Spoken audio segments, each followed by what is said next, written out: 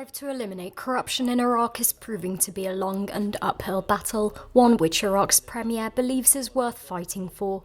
It was announced last week that the country's investigative court will be looking into 66 counts of outright corruption against cabinet ministers, senior military officers and state officials. Court Judge Mohsen Fadel confirmed that certain suspects had been referred to Iraq's criminal court, whereas others were awaiting investigation. Fadel also expressed skepticism over the immunity provision that protects suspects, which only Parliament can lift.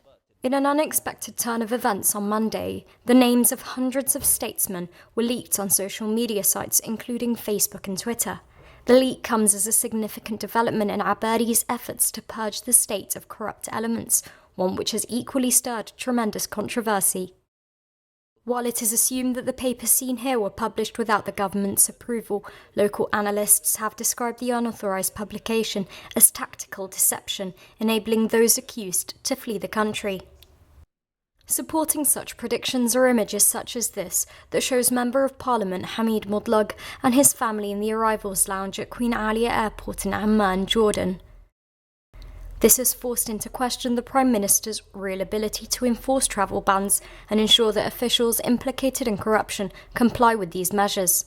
Controversy is yet to be settled, and lucrative perks that ministers enjoy, including travels, are yet to be withdrawn, despite Abadi's promises to abolish Iraq's infamous system of patronage. The people of Iraq have spoken, protested and demanded change, yet the absence of recognisable results is adding more fuel to the fire of national discontent. Street protesters could be heard here fearlessly criticising Iraq's religious leadership, whom they accuse of taking the country from crisis to crisis while failing to deliver substantial change in the space of 13 years. There appears to be a growing resurgence of anti-religious sentiment as a result of sectarian engineering by the state and the highest ruling religious figures known in Iraq. But the message protesters have delivered has been made loud and clear, and that's that religion cannot provide either recovery or prosperity. Political participation has been highest among the country's youth, who have bore the brunt of unending wars in a country that offers close to no opportunities to them.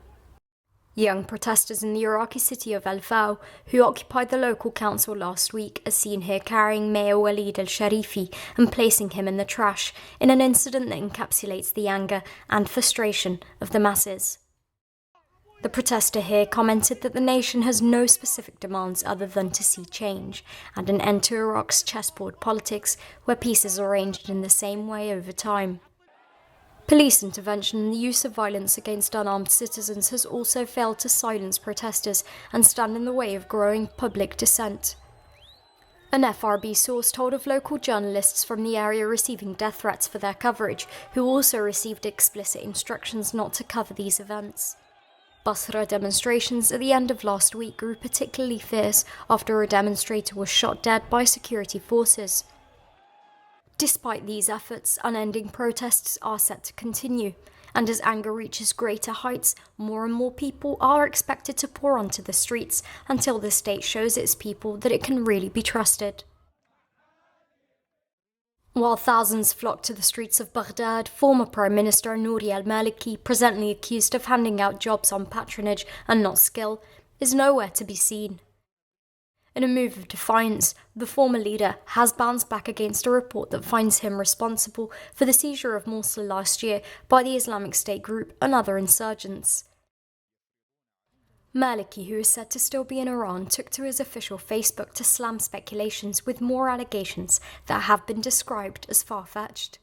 By rejecting the blame for Mosul's collapse, Maliki has placed the responsibility on the shoulders of Turkish and Kurdish officials.